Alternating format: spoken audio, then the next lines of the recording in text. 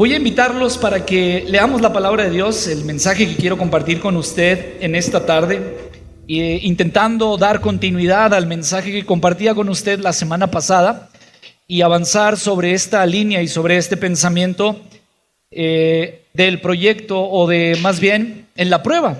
Usted recuerda que la semana pasada veíamos este mensaje que titulé En la prueba, cómo Dios permite que usted y yo pasemos por diferentes circunstancias en la vida que nos van a ayudar a prepararnos como creyentes, a formarnos como creyentes, que nos van a ayudar a prevenirnos como creyentes, que nos van a ayudar a corregirnos como creyentes y que nos van a preparar para ayudar a otros como creyentes en medio de las situaciones, problemas difíciles, circunstancias que definitivamente van a ser parte de nuestra vida o que son parte de nuestra vida, y que pasaremos por la prueba con esta intención y con estos propósitos, que es formarnos, prevenirnos, corregirnos, prepararnos. Pero no solamente queda el mensaje ahí, sino que tratando de dar continuidad, quiero compartir lo que la palabra de Dios enseña en el Salmo capítulo 27, verso 11 al 14. Así que voy a invitarle para que me acompañe en su Biblia, Salmo capítulo 27,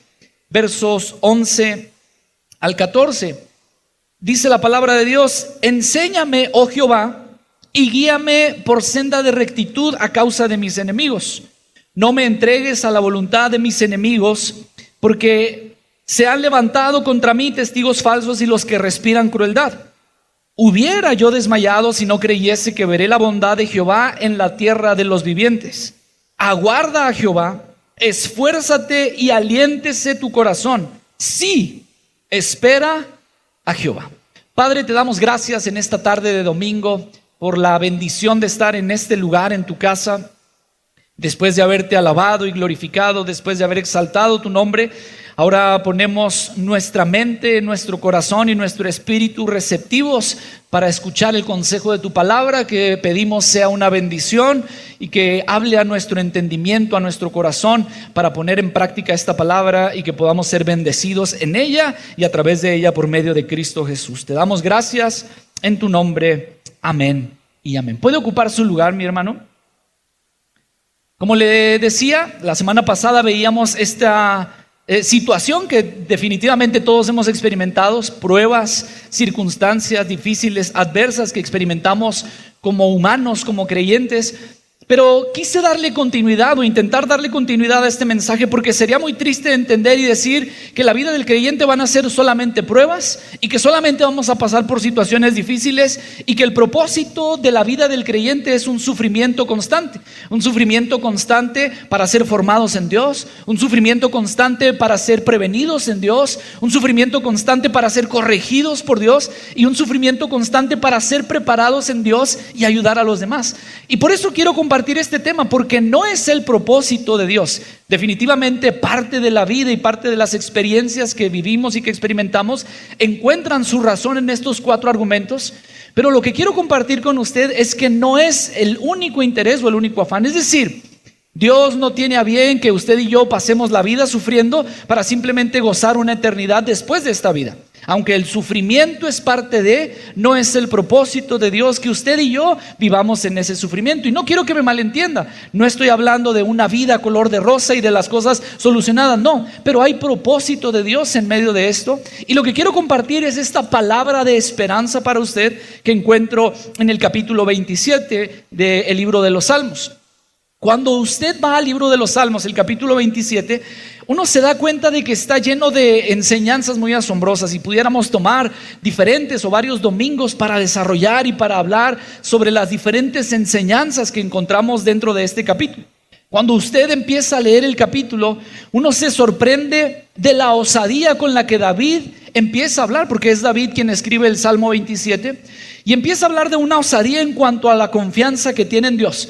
David empieza diciendo: no va a haber nada que me mueva de mi confianza en Dios, no va a haber nada que me desajuste de lo que pueda vivir, experimentar o pasar, porque mi confianza está puesta en Dios. Y David declara que Dios es su luz, que Dios es su salvación, que no hay nada ni nadie que pueda infundir miedo en él a causa de la confianza que él ha puesto en Dios. Y luego avanza David y dice: yo he determinado de tal manera, con esta confianza que he puesto en Dios, he determinado buscar una cosa, que esté yo en la casa de Jehová todos los días de mi vida. Este es mi deseo, este es mi deleite, este es mi placer, que yo pueda conocerlo más a Él. Y habla de una confianza desmedida, habla de una intención admirable que es confiar en Dios y dedicar su tiempo y su vida a Dios.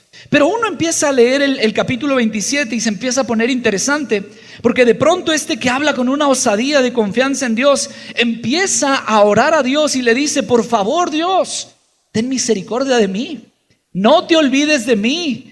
No dejes de escuchar mi oración, no te apartes de mí, no te escondas de mí. Y empieza a mencionar argumentos como: aunque mi padre y mi madre me dejaren, con todo Jehová me va a recoger. Como diciendo: Dios, si he vivido, si he tenido experiencias difíciles, incluso en la familia, no seas tú también abandonándome, no seas tú también excluyéndome. Y de pronto aquel que parecía tener una confianza plena y una intención y determinación de buscarle, empieza a elevar una oración que nos llama la atención, porque dice: escóndeme en ti, guárdame en ti, no escondas tu oído de mí. Y esa confianza que parece sorprendente, ahora es una petición de auxilio, pidiendo a Dios que no lo desampare, que no lo abandone, que no lo deje a su suerte. Y llega a la parte final de este capítulo, que es en la que quiero enfocarme, a partir del verso 11 hasta el final de este capítulo 27. Y esta es la parte en la que me quiero centrar, la parte final, y en la que me quiero enfocar en esta tarde. Y David empieza con este final diciendo lo siguiente: enséñame, oh Jehová, tu camino, y guíame por senda de rectitud a causa de mis enemigos. Mire, cuando hablamos de esto, creo que es una enseñanza que no tiene pierde. Todos estamos aquí porque queremos ser dirigidos por Dios. Levante la mano el que quiere ser dirigido por Dios. Levánteme la mano. Todos estamos aquí porque queremos ser dirigidos por Dios. Es una enseñanza, insisto, que no tiene pierde. Dios, dime cuál es el camino que debo seguir. Dime cómo vivir. Dime por dónde debo de ir. Creo que es una de las oraciones más pertinentes que podemos hacer como hijos de Dios y como creyentes. Dios, ¿qué hago? Dime cómo hacerle, dime cómo vivir mi vida. Venimos cada domingo a este lugar, asistimos cada martes a la enseñanza, venimos a los diferentes eventos de robles firmes, de jóvenes, de mujeres, de matrimonios, porque queremos ser dirigidos por Dios. Queremos que Dios nos enseñe a través de la Biblia y de los principios cómo vivir nuestra vida, cómo vivir en nuestro trabajo, cómo vivir en nuestro matrimonio, cómo vivir entre hombres, cómo vivir entre mujeres. Eso es lo que queremos, ser dirigidos por Dios a través de la palabra. Así que no hay pierde en esta oración. Dios, necesito que tú me ayudes a hacer las cosas, a ir por el camino. Hace algún tiempo íbamos mi esposa y yo por la ciudad de Guadalajara, iba yo manejando. Y nuestra intención era encontrarnos con mis papás en el aeropuerto de Guadalajara para de ahí ir a Michoacán y visitar cuando todavía entonces vivía mi abuelo. Entonces nosotros salimos de Sinaloa, avanzamos en carretera, llegamos a Guadalajara y el propósito era llegar al aeropuerto y de ahí irnos. Y cuando iba manejando, atravesando la ciudad de Guadalajara, me pregunta mi esposa y me dice: ¿ya no te da miedo manejar en un lugar que no conoces? Y le respondí casi de manera inmediata, le digo: mira, mi estrés al manejar es no saber a dónde voy o cómo llegar a un lugar. Ese es mi estrés, eso es lo que me puede dar miedo o me puede poner nervioso, estar en un lugar que no conozco y no saber a dónde voy y no saber cómo llegar. Y tengo un defecto, no sé, a lo mejor algunos hombres de aquí se puedan identificar conmigo y me ayuden a no sentirme tan mal, pero no me gusta preguntar cuando voy manejando. Mi esposa pregunta para ver, no me gusta preguntar. No sé si soy el único o habrá aquí algún hombre que no le guste preguntar. Por favor, levante la mano si hay un hombre que no le guste preguntar direcciones. Gracias, hermanos, que Dios los bendiga. Gracias, ya no me hicieron sentir tan mal. No sé si es defecto o virtud, pero no me gusta. No me gusta perder tiempo preguntando. Y luego, no sé si parte del defecto es que no me guste preguntar, o no soy bueno para entender las instrucciones, porque a veces pregunta uno y queda uno más norteado de lo que estaba. No, mire, va a dar vuelta por aquí, y luego una vuelta a la derecha y la otra a la izquierda, y se va a encontrar un Oxxo de todos los 20,000 Oxxos que hay, y termina uno más reburjado. Entonces le decía a mi esposa: mira, me da miedo o me estreso o me crea conflicto cuando estoy en un lugar que no conozco y que no sé a dónde voy o cómo llegar. Pero después de esto le digo a mi esposa: la ventaja es que ahora pongo una ubicación en mi celular y el celular me va a decir por dónde me tengo que ir. Es más, le digo, el celular me va a dar la ruta más preferente, es decir, la ruta con menos tiempo de recorrido, la ruta donde va a haber menos tráfico y la ruta por la que voy a llegar más rápido. Inclusive me dice dónde debo de dar vuelta, en dónde tengo que esperar y hasta pues he hecho crecer mi léxico.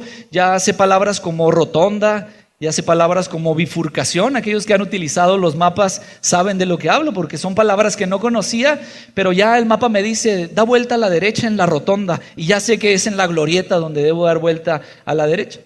Y me dice inclusive el tiempo en el que voy a llegar, y a veces yo hasta quiero jugarle al rápido y furioso, porque el mapa me dice, vas a llegar en 10 minutos, y digo, aquí llego en 8.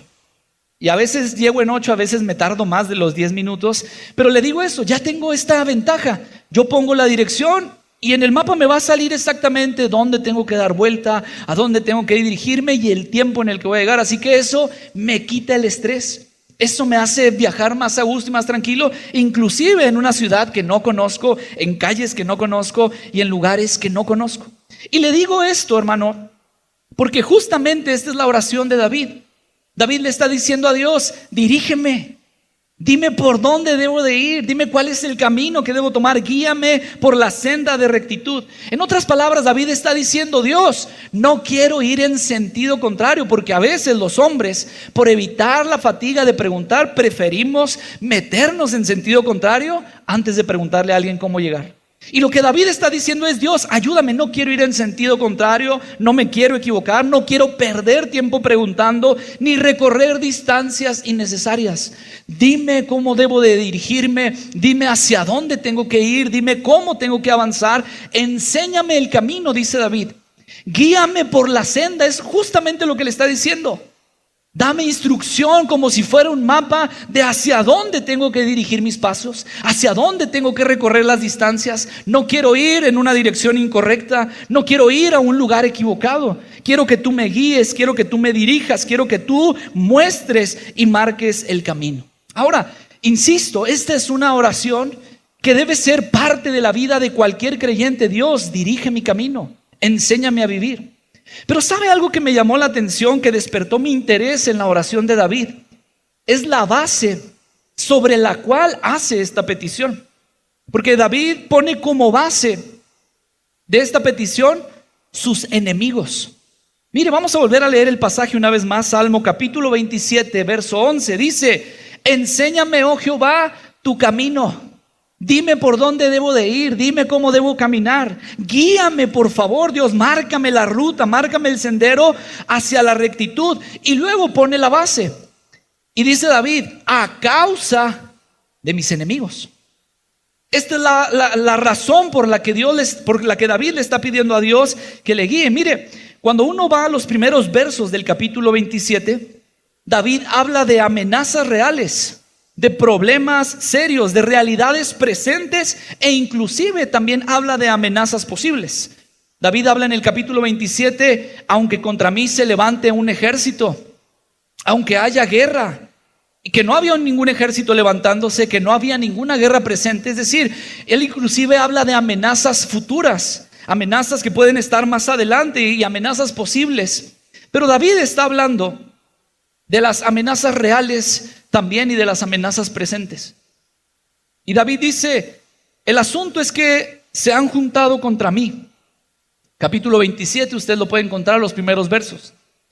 Y no se juntaron sus amigos, no se juntaron para invitarlo a comer o para invitarlo a cenar. Dice, se juntaron contra mí los malignos, los angustiadores y mis enemigos. Estos son los que se juntaron contra David, las amenazas reales, los problemas reales. Y luego David dice en el capítulo 27, y se juntaron todos estos malignos, mis enemigos, estos perversos se juntaron para comer mis carnes. Es lo que David está escribiendo y plasmando en el Salmo 27. Y cuando yo leía esto, iglesia, me llamó de verdad la atención, porque usted recuerda cuál era el oficio que David tenía antes del llamado que Dios le dio. ¿Alguien recuerda el oficio que David tenía? Pastor. Era un pequeño pastorcito de ovejas, que definitivamente esta imagen cruel, desgarradora, esta imagen brutal estaba en su mente, de saber cómo las fieras despedazaban, devoraban, destrozaban a las pequeñas ovejitas. Y David era la carga emocional que sentía, era el problema real que le respiraba en la nuca y que sentía toda esta sensación y toda esta angustia. Él está diciendo: se han juntado malignos, se han juntado angustiadores, se han juntado enemigos, y lo que quieren hacer es devorar mis carnes. Eso es lo que David dice en el Salmo 27. Esta imagen tan real, tan experimental que David tenía, esta imagen tan brutal, tan desagradable y tan presente de cuando él era pastor de ovejas.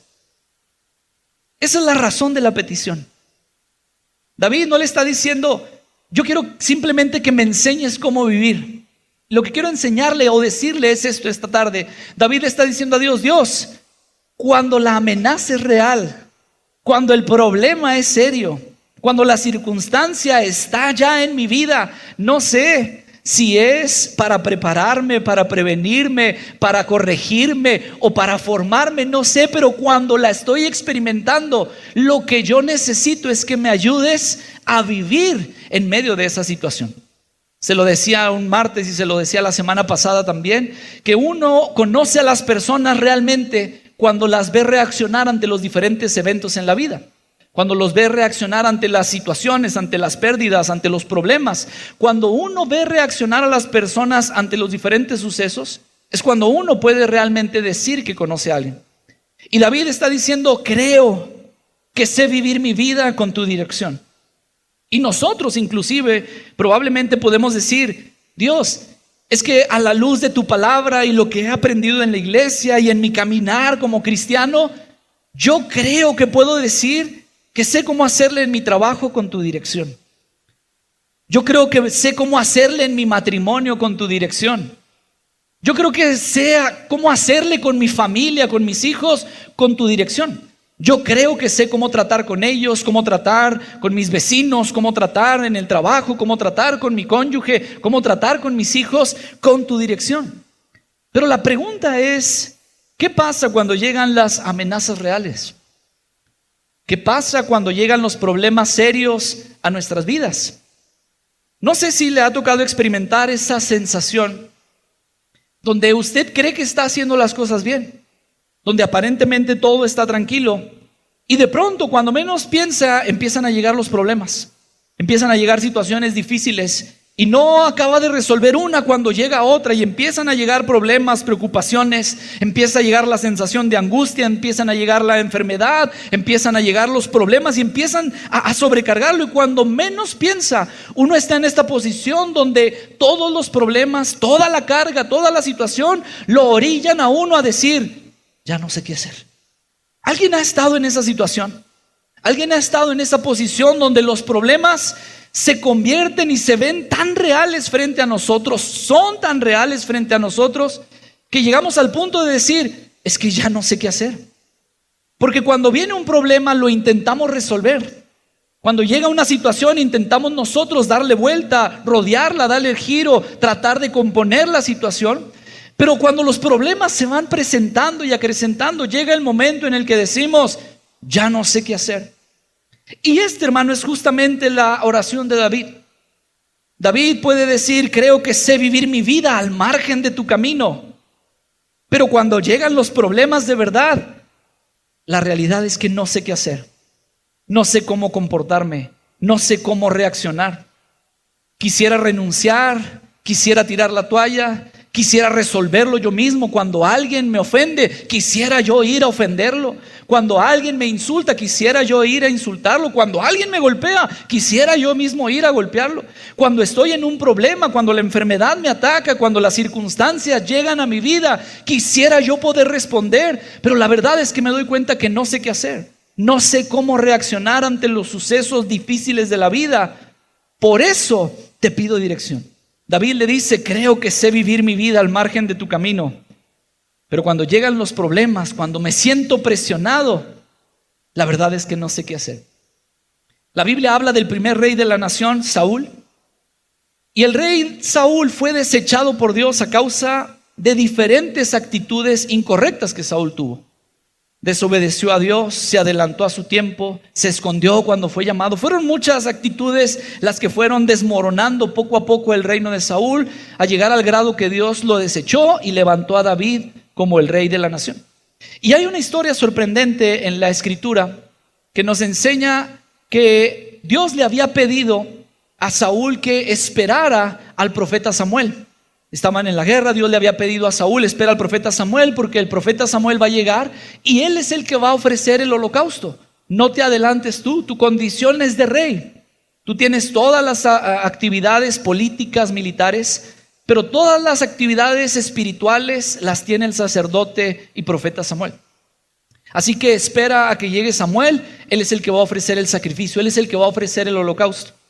Y la Biblia dice, hermanos, que cuando estaba Saúl en esta posición, dice que el ejército empezó a desertar. El ejército que le acompañaba empezó a desesperarse y empezó a decir: oye, pues como que ya se hace tarde y Samuel no llega. ¿Sabes qué? Ya nos estamos sintiendo presionados, mejor ya nos vamos. Y la Biblia dice que el ejército de Saúl empieza a desertar. Cuando el ejército empieza a desertar, esto se convierte en un problema para Saúl. Y Saúl se empieza a quedar sin ejército, se empieza a preocupar. La presión ahora es sobre la vida de Saúl. Y Saúl empieza a preguntarse: ¿qué voy a hacer? Y en lugar de tomar la actitud que David tomaría mucho después al decirle: Dios, cuando el problema sea real, cuando la circunstancia sea real, dirígeme en tu camino. No solamente te pido que me enseñes a vivir mi vida en lo natural, en lo normal, en las victorias, en lo bueno de la vida. Te pido por favor, Dios, que me enseñes a vivir cuando las cosas están saliendo mal.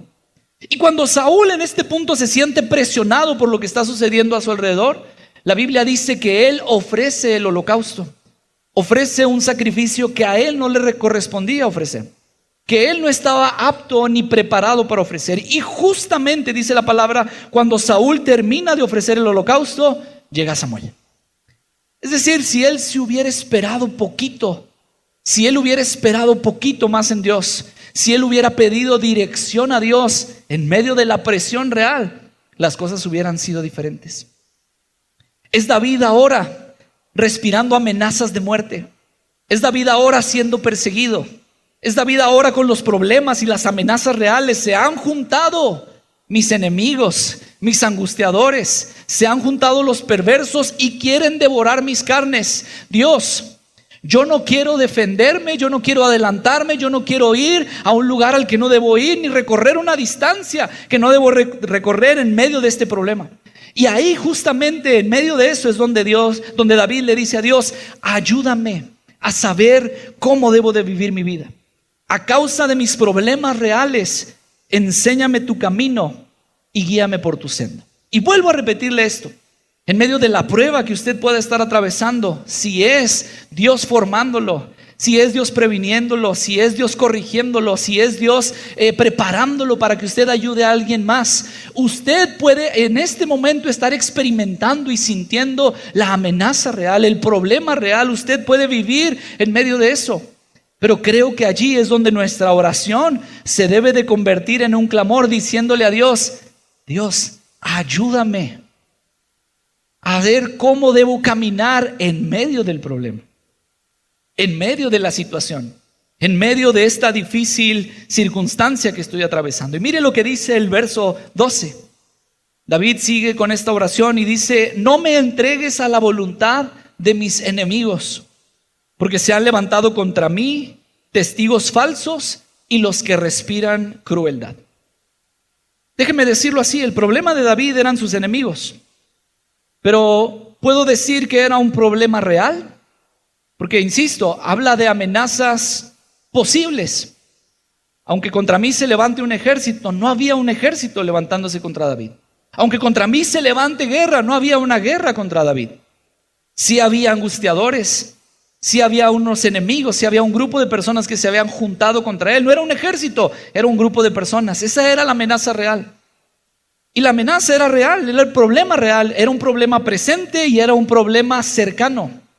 Porque dice la palabra: se han levantado contra mí los que respiran crueldad. Y esta palabra es: están cerca, están respirándome, están acechándome, están al acecho de mí porque quieren devorar mis carnes. Y la oración de David es impresionante, porque le está diciendo: Dios, yo estoy pasando por los problemas, y aquí en los problemas me es necesario pedirte que me ayudes a vivir.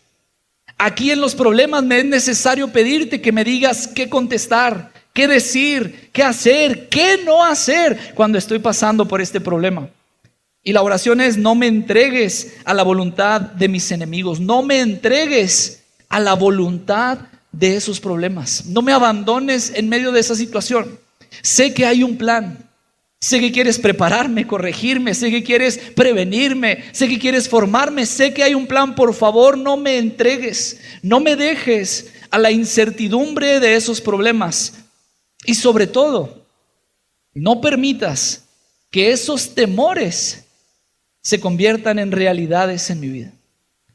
La amenaza era real, los enemigos se habían juntado, los que querían devorar sus carnes estaban al acecho. Pero además de eso, él tenía temores que se podían convertir en realidades. Temores de que un ejército completo se levantara contra él.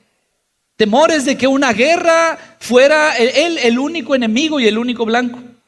Amenazas presentes, amenazas reales, amenazas cercanas y miedos que podían convertirse en realidades. Y la oración de David es: no me entregues a la voluntad de mis enemigos.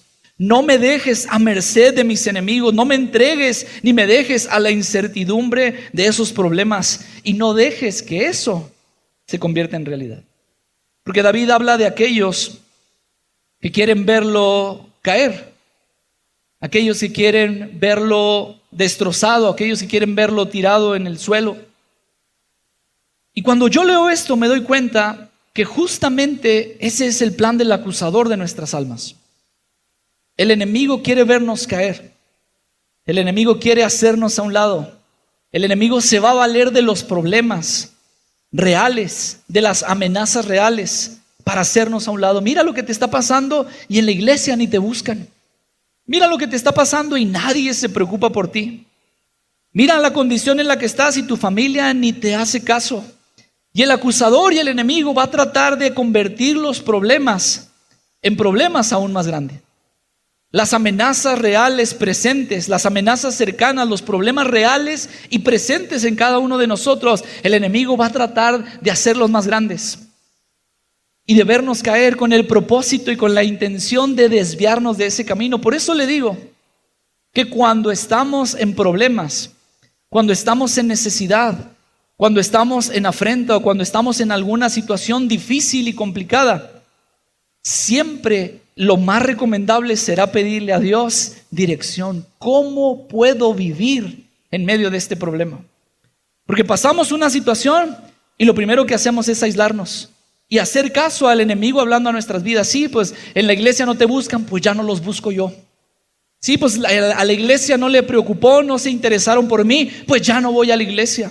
Pues ya no hablo con mi familia, pues entonces dejo a mis hijos, pues entonces ya no hablo a mis papás. Y empezamos a tomar decisiones con base en el problema, a causa del problema, pero no oramos pidiendo dirección en medio del problema. Y la oración de David es: Dios, ayúdame y dame dirección en medio del problema, porque realmente cuando yo creo que sé vivir, aparece una situación que me hace ver que no sé vivir, que necesito tu dirección, que necesito la rectitud de tu camino, que necesito tus pasos al frente de mí para saber por dónde debo caminar. El plan del acusador es vernos caer y se va a valer de cada uno de los problemas para hacerlo.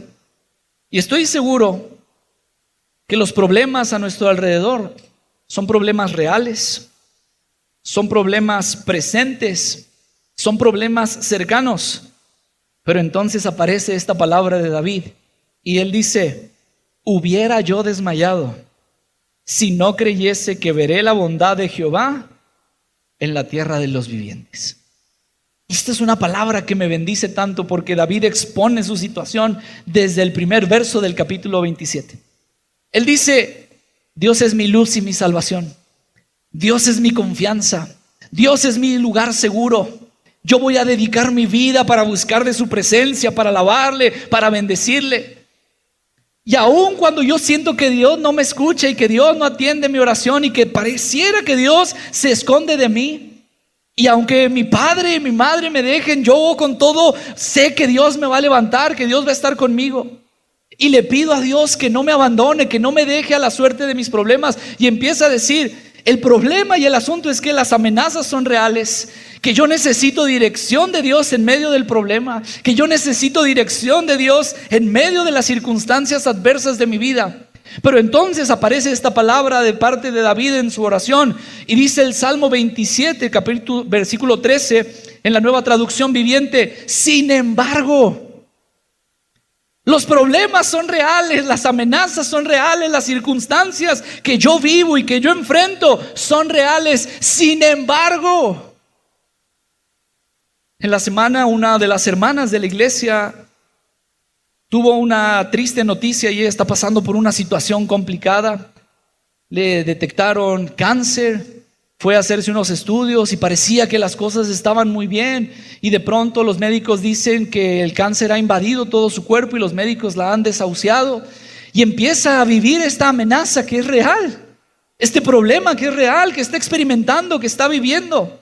Y todos nosotros hemos pasado por circunstancias diferentes, difíciles, problemas, enfermedades, angustias, situaciones que son reales, que nos respiran, que están presentes y que son tan experimentales que las estamos viviendo. Pero David dice: sin embargo, a pesar de que eso es real, a pesar de que eso está allí, a pesar de que no puedo moverme hacia otro lado como quisiera, David dice: sin embargo. Y aquí viene esta palabra asombrosa de parte de Dios. Él dice: yo confío en que veré la bondad del Señor mientras estoy aquí, en la tierra de los vivientes. Ahora, iglesia, nosotros sabemos que no somos de este mundo, que Dios ha puesto eternidad. Dice el predicador en Eclesiastés que Él ha puesto eternidad en nuestro corazón, que no alcanzamos a entender la belleza, la hermosura y la perfección de esa eternidad. Pero así como Dios ha puesto eternidad, hemos sido llamados a eternidad. Hay un mensaje y hay una esperanza gloriosa. Jesús le dice a los discípulos: voy pues a preparar lugar para ustedes. Cuando Jesús está todavía en la tierra, hace esta oración, Juan capítulo 17, verso 24. Y Él está orando al Padre y le dice: Padre, aquellos que me has dado, aquellos que decidan seguirme, aquellos que decidan poner su fe, su confianza en mí, aquellos que me has dado, Jesús le dice al Padre: yo quiero que donde yo estoy, también ellos estén conmigo. Yo quiero que me acompañen. Y me encanta porque dice Jesús: para que vean mi gloria que me has dado. La gloria que Él tenía desde la eternidad. Dice: aunque ellos creen que vieron mi gloria, Juan dice: y vimos su gloria, gloria como la del unigénito del Padre, lleno de gracia y verdad. Jesús está orando al Padre y le dice: Padre, donde yo estoy, a donde tú me llevas, al lugar al que yo regreso, ahí quiero que ellos me acompañen. Quiero que todos los que crean en mí vean esa gloria que yo tenía contigo antes de que el mundo fuera, porque me has amado antes de la fundación del mundo.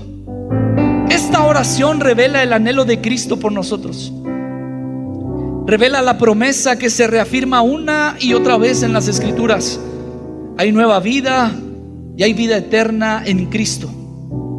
Es el mismo Juan que más adelante y unos años más de vida, él recibe la revelación, y en Apocalipsis capítulo 21, el verso 4 es el mismo que dice: enjugará Dios toda lágrima de los ojos de ellos, y no habrá muerte, ni habrá más llanto, ni clamor, ni dolor, porque las primeras cosas pasaron.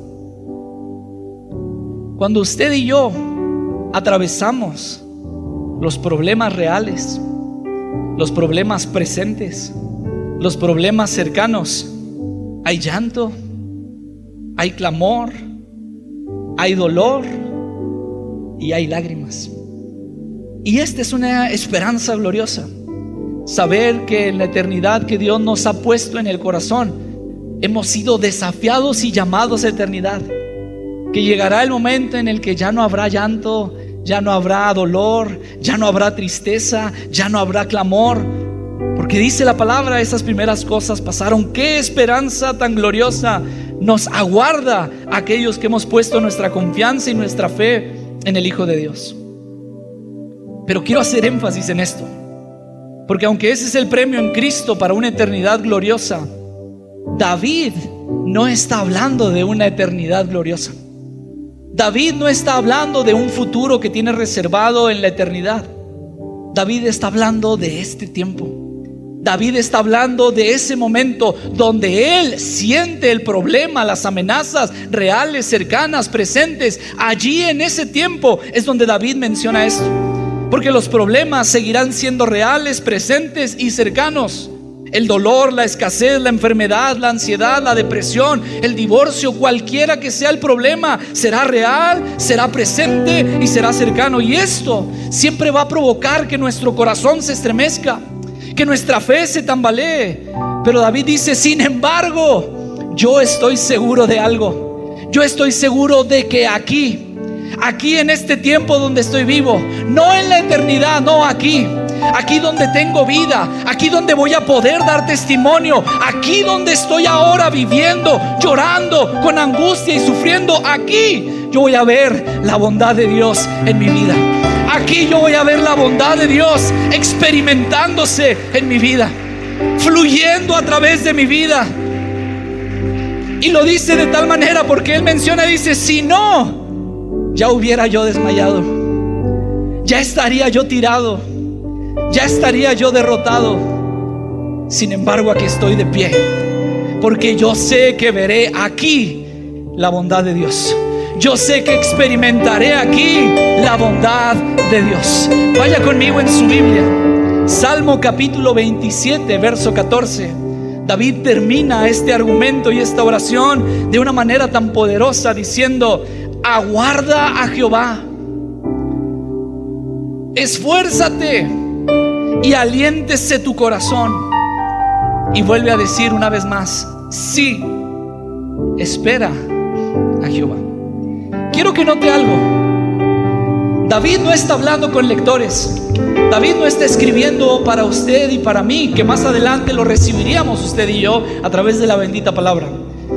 David está teniendo un diálogo con él mismo. David está teniendo una plática con su alma, con su interior.